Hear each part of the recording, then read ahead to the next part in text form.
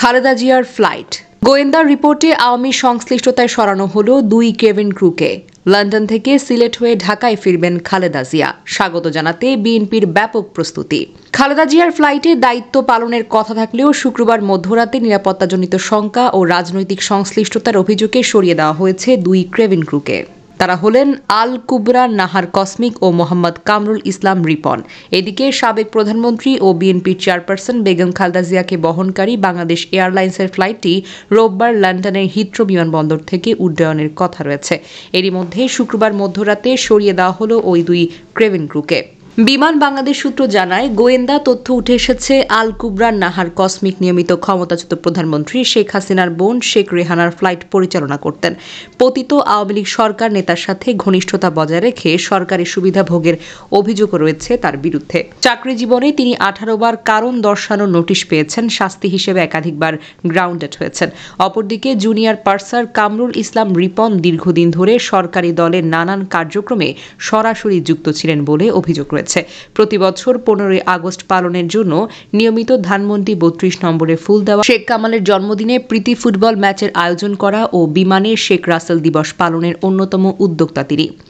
জানা গেছে, খালেদা জিয়া রোববার লন্ডন থেকে সরাসরি বিমানের সিলেট ফ্লাইটে উঠবেন। সোমবার সকালে দেশে পৌঁছাবেন তিনি।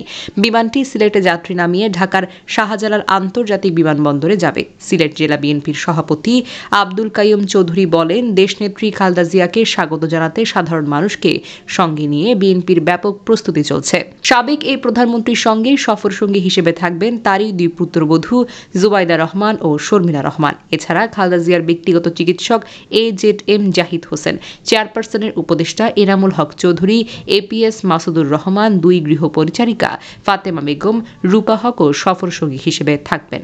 সিলেট বিএনপির নেতারা জানিয়েছেন, খালেদা জিয়ার সিলেট হয়ে ঢাকা ফেরার বিষয়টি সামনে রেখে দলীয় নেতাকর্মীদের মধ্যে প্রাণচাঞ্চল্য তৈরি হয়েছে।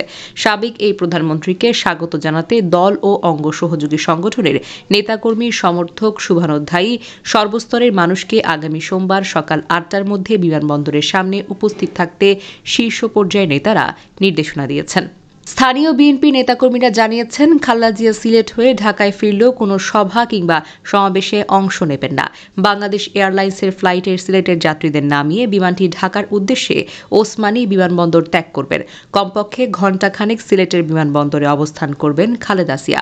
সিলেটে অবস্থানরত বিএনপির চেয়ারপারসনের উপদেষ্টা, সিলেট বিভাগের দায়িত্বপ্রাপ্ত কেন্দ্রীয় বিএনপির সাংগঠনিক সম্পাদক ও সহ সাংগঠনিক সম্পাদক এবং সিলেট জেলা ও মহানগর বিএনপির সভাপতি, সাধারণ সম্পাদকের সঙ্গে সৌজন্য সাক্ষাৎ করবেন তিনি। উল্লেখ্য, বিমান বাংলাদেশ এয়ারলাইন্সের ফ্লাইটটি লন্ডন থেকে ছেড়ে সিলেট হয়ে ঢাকায় আন্তর্জাতিক বিমানবন্দরে অবতরণ করার কথা রয়েছে। বিমান কর্তৃপক্ষ তথা বাংলাদেশ সরকার অসুস্থ বেগম খালেদা জিয়ার শারীরিক বিষয়টিকে বিবেচনায় রেখে বিমানে লন্ডন সিলেট ঢাকার পরিবর্তে লন্ডন ঢাকা সিলেট করার প্রস্তাব দিয়েছেন। প্রস্তাবটি বেগম জিয়ার কাছে পৌঁছালে বিমানের অন্য সহযাত্রীদের কষ্টের কথা বিবেচনা করে তিনি বিমান কর্তৃপক্ষের প্রস্তাবটি নাকচ করেন। মানবতার আরেক উজ্জ্বল দৃষ্টান্ত হিসেবে স্থাপন করেন আপোষহীন দেশনেত্রী বেগম খালেদা জিয়া।